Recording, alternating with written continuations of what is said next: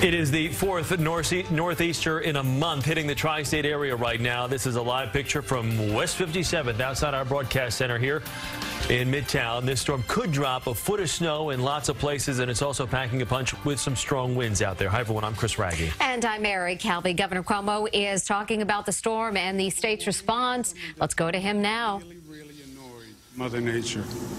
I'm joined today by Roger Perino, who's the Commissioner of the Division of Homeland Security, Rick Cotton, who's the Executive Director of the Port Authority, who you'll hear from in a moment, Ronnie Haycom, the Managing Director of the MTA, Colonel Rob Mitchell from the National Guard, George Beach, Superintendent of State Police, and Kathy Calhoun, Director of State Operations. I'll do an opening briefing and then turn it over to the Port Authority head and the MTA head, Rick Cotton and Ronnie Haycom. The National Weather Service has issued a winter storm watch for lower portions of the Hudson Valley, New York City, Nassau, and Suffolk. This is a serious storm. It's not to be taken lightly. It's the fourth nor'easter of the year. It's going to be a wet snowfall, which is a heavy snowfall, which is more problematic. It is going to be accompanied by high winds, which further complicates the situation. So we are fully prepared. The expectation is 10 to 15 inches in the lower portions of the Mid-Hudson Valley, 12 to 15 in New York City and Nassau County, 9 to 12 in Suffolk County. The storm dissipates as you go further east. We have done full preparations. We had warning that the storm was on its way. So we have deployed assets and individuals in the affected areas. As I said, a complicating fact is going to be high winds. Winds expected up to 20 to 30 miles per hour on a constant basis. Gusts up to 45 miles per hour to 50 miles per hour. That's what complicates the situation. A heavy wet snow falls, lands on trees, bushes, branches.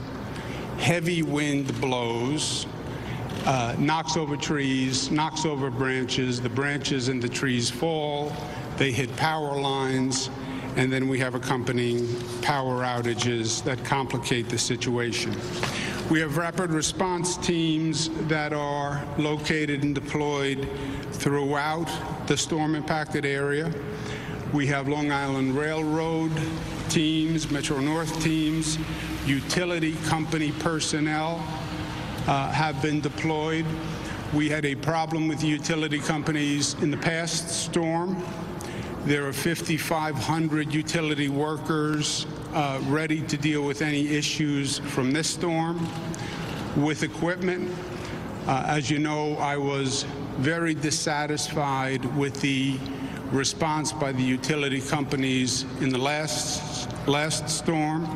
I thought the delays were inexcusable.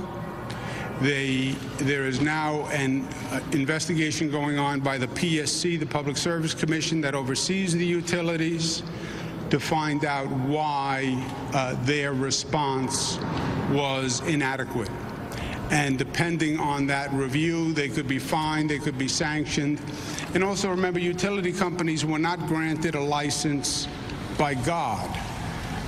It's not in the Old Testament that these utility companies have to have the license.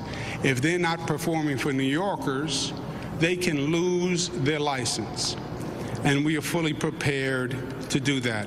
We have a tractor-trailer ban in effect starting at 8 a.m. on I-84 from the Pennsylvania line to the Connecticut line, I-684 from I-84 to the Hutchinson River Parkway, New York State Thruway from I-84 to exit 1, which is the New York City line, I-287 from exit 1 to exit 12, I-95 New York City line to the Connecticut line. The storm will get worse as the day proceeds. Don't be fooled. Don't look out your window today and say, well, it doesn't look so bad. It's going to get worse as the day goes on. If you don't have to travel, please don't be on the roads. We've learned this lesson time and time again. People leave their house. The weather doesn't look that threatening. It gets worse as the day goes on. People get stuck. Once you have one car stuck, it backs up everything. And we have multiple pieces of equipment and personnel. Let them do their job today and clean the roads so we can get back to work as quickly as possible. If you don't have to travel, please don't travel. We've redeployed assets to the downstate area. We have 300 National Guard who have been redeployed to the area. We have generators, light towers, sandbags, meals, water bottles. We've brought down 350 additional large plow trucks, 50 loaders, 30 tons of salt, and as I mentioned, 5,500 utility workers who will be ready. If a person is in a situation where they have an emergency, where they need to get out of their home, where they're stuck, where they're without power, we have a toll-free hotline, 866-697-2434, where people can get updates on shelters and emergency needs. I'd also like to take a moment to recognize the National Guard who are here. They do outstanding work for us every time this state has a problem or an emergency. We go to the National Guard. They always respond. They leave their jobs, they leave their families, and they come out to help people all across the state. Whether it's Hurricane Sandy, snowstorms, floods, I've been with these ladies and gentlemen in all sorts of situations, and they are extraordinary. They're extraordinary in their capacity. They're extraordinary in their generosity. We tend to think of the National Guard day to day as responding in situations like today. They also respond and are deployed overseas, where they are protecting this nation in very dangerous situations. And we had a painful reminder of that recently when a helicopter went down in western Iraq. We lost 7 members of the armed services, 4 from the state of New York. I'd just like to take a quick moment of silence out of respect for the 4 New York National Guard who we lost. Our prayers obviously go to those 4 families and the other 3 families that are suffering at this time. And it's a reminder of the sacrifice that the National Guard makes and all the men and women in armed services who rise to the occasion time and time again. And it's a reminder that this nation is deploying people in very, very dangerous situations. And lives are on the line every day.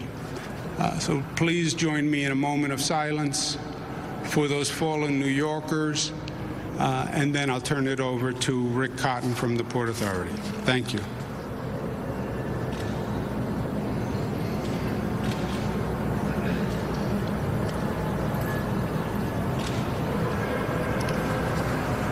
Thank you very much. Rick Cotton. Thank you, Governor. The Port Authority has been on high alert across the entire agency since this storm approached. We have activated our Emergency Operations Center, which oversees the emergency operations across the agency.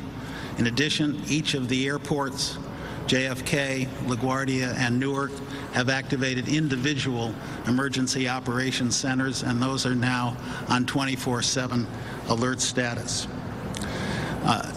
Air travel will be severely affected by this storm.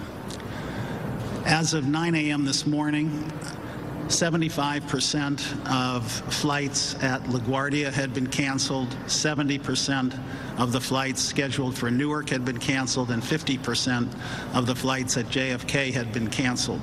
But these numbers severely under-describe. They really don't give a good picture of what will happen later in the day. As the governor said, this storm is predicted to intensify, and also, as he said, it is not only wet, heavy snow, but it will be high winds with gusts that will go into the 30 and 40-mile-an-hour range. As a result, LaGuardia expects carriers to cancel all flights coming or leaving from LaGuardia. There will be extremely limited flight operations at both John F. Kennedy Airport and Newark. I cannot stress strongly enough that anyone who expects or wants to go to an airport should check with their carrier. Most flights, both arrivals and departures, will be affected. The Port Authority, of course, will work with the airlines and terminal operators in the event that there are any stranded passengers, and will also be in close touch with the status on the air train leading to JFK and to Newark, and be prepared with busing operations to the extent that is required. We have 524 pieces of snow equipment deployed at all our airports, and those are obviously in active operation at the moment. At the bus terminal, virtually all of the long-distance carriers have canceled their service. The local bus carriers are really on an hour-to-hour basis, and again, anyone expecting to travel from the bus terminal should check with their operator to ensure that the bus that they intend to take will be operating today. At the Port Authority's bridges and tunnels, there are speed restrictions in effect for all of the bridges. 35 miles per hour at the George Washington Bridge, 30 miles an hour at the Goethals Outer Bridge and Bayonne Bridge.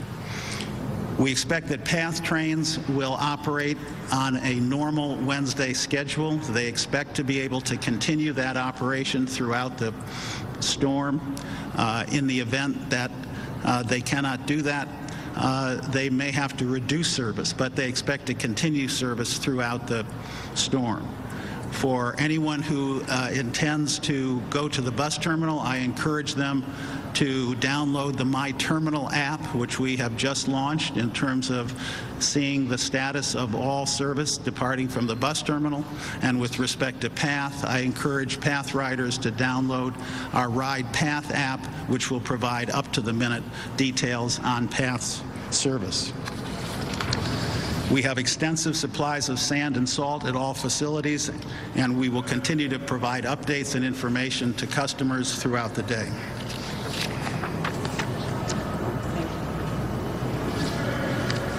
Thank you, Governor. Let me start off from the MTA with a little good news, which is that people are heeding the concerns of travel, and we are seeing extremely light ridership across our system this morning. We know that we still face significant challenges during the course of the day, but that being said, our teams on our subway, our bus network, Long Island Railroad, Metro North, bridges and tunnels are all fully deployed. Our snow fighting equipment is out there and it's going. We're working to ensure that all of our service stays operational as long as it's safe to do so. Should we make substantial service changes, whether it's on the subways or commuter rails, we'll let you know around midday to give you enough time to get home. And we encourage people to check for latest updates at mta.info, sign up for those alerts and text alerts at mymtaalerts.com, and follow us all on our social media handles. In terms of personnel, across the MTA system, we have an additional 10,000 people out there fighting this storm. We are ready, but we do ask our customers for their patience to allow extra travel time today. Metro North, we've begun operating on a reduced weekday schedule, which provides service for about 75% of our normal capacity, and we are seeing substantial reduced ridership this morning. We've activated all of our rail storm fighting equipment, be it switch heaters, running extra trains to keep our tracks clear, our snow plows, everything is working. On the subway system, during the course of the afternoon, some express subway service may end early this afternoon because we will be using those underground tracks to store our equipment to shelter the trains so that they will be full service for the morning. Again, we haven't made that decision yet, and we'll keep people posted on our website. On our buses, we're running our bus service. You will not see many articulated buses out in the system today. Those double-long buses, we generally take them off the road in bad weather, but run our standard buses and tires with chains. On the railroad, again, Long Island Railroad has seen lower ridership this morning, but we are working and running alcohol trains and keeping those tracks clear for the course of the afternoon. Our bridges and tunnels, we're asking motorists to drive at a reduced speed, and we'll be using our VMS signs to alert motorists to roadway conditions. Thank you. Thank you, Governor. Thank you. Just one clarification. When Ronnie Haken from the MTA says we're running alcohol trains, it doesn't mean we're serving alcohol on those trains. It is a de-icing mechanism. Just a clarification. Just otherwise we'd have an abundance of people. As I mentioned, the situation is going to get worse through the day, so calculate that. This is one situation. It's going to get worse. It's going to get worse on the roads. As you heard, there may be MTA cancellations, etc., during the course of the day. So if you don't have to travel, it's a good day to stay home and let people do their jobs. Our deployment is all throughout the area. We're talking about the New York City deployment here. We'll be on Long Island. We'll be in the Mid-Hudson Valley. And we're covering the entire region. Any questions for myself? Follow up on the alcohol trains. I saw some of you, your interest was piqued. Have you had assurances from utilities that they will have a better response, or they plan ahead for this storm a little bit better than they have for the last two? Yes. Yes, we have had assurances. But frankly, I'm not satisfied with the assurances. That's why I directed the Public Service Commission to do a thorough review. We are experiencing storms that we have never experienced before. That is true. There's a higher frequency and there's more severity to the storms. The utility companies are adjusting to that new reality. My point is, that new reality has existed now for 4, 5, 6 years. So it's no longer a surprise when this happens. You should expect this to happen. You should expect heavy snow. You should expect high winds. You should expect more frequency. They talk about the new normal. This is the new normal. The state has adopted. We have a totally different emergency response than we used to. Why? Because we have many, many more emergencies that are much, much more significant. I believe the utilities have been very slow to respond, and it's unacceptable. The utilities are not a charity. We pay the utilities to provide power when the sun is shining and when the sun is not shining. And they have not, in my opinion, they have not adapted to the new reality. And I understand the problem. I've been out there many, many times. And we've been listening to the governor in regard to preparations for this nor'easter as the weather is starting to get very intense. Yeah, you saw the pictures. That snow really coming down right now. Let's get over to John Elliott in the Storm Center right now tracking this latest nor'easter. Johnny? You can really tell a lot from our front door here on the west side of Manhattan. It's West 57th Street. So, yeah, cars parked. They're already loading up. That snow is hitting and sticking. You can see the surfaces are very slushy. We have crews dedicated to just keeping walkways safe by salting and also just removing it. But it's a lot of slush. The governor talking about the wet, heavy snow. Yeah, it's harder to move. And, yeah, you're going to feel it. And it's really going to slow you down. Snowing 31 right now. 23 Many folks talking about the winds. You factor in the wind, not only is it a risk, but it's uncomfortable. Wind chills right now, about 15 to maybe 25 degrees. 21 is the current wind chill in the city. Another interesting part of this storm, we're seeing a lot more mixing east of the city. In the city, through parts of Queens, some heavier snow. You see that line through Nassau, but look at it changing over to sleet and rain for parts of the South Shore. So, yeah, that will serve to tap down ultimate totals, but it's also making for very messy driving conditions. And then north and west, you're dealing with more snow. More sleet, though, into parts of Monmouth and Ocean County as well. So you see this migrating around a low, but the low is actually serving to bring in cooler air from the north. And then when it meets this other low that will ride in from the west, then we see even, more deterioration as far as overall conditions into the afternoon. Snowfall rates go up after lunchtime, so that's why we're still on track for that 6 to 12 plus total. Again, the 12 plus will be the exception, not this whole colored area. And some of the South Shore and ocean communities for the Jersey Shore, you're going to see your number tap down with that continued mixing in the beginning part of this storm. But even as the governor was saying, yeah, it's going to change. One other key concern, the potential for power outages. That is something we're dealing with because of the weight of the snow and the wind. And then before I wrap up real quickly, want to remind you, it's a coastal flood advisory, watch or warning. Take your pick. And we're entering that high tide cycle in about half an hour. So we'll be watching that not only Monmouth County, but around the city and into and around the Sound as well. So flooding another part of this storm as we're going to be watching it all afternoon. Back to you guys. All right, John, thank you very much. And you've been watching special coverage here of Storm Watch on CBS 2. We're not done. Be sure to keep your eye on CBSNewYork.com and our CBS New York Facebook page for live reports and continuing coverage on the conditions throughout the day.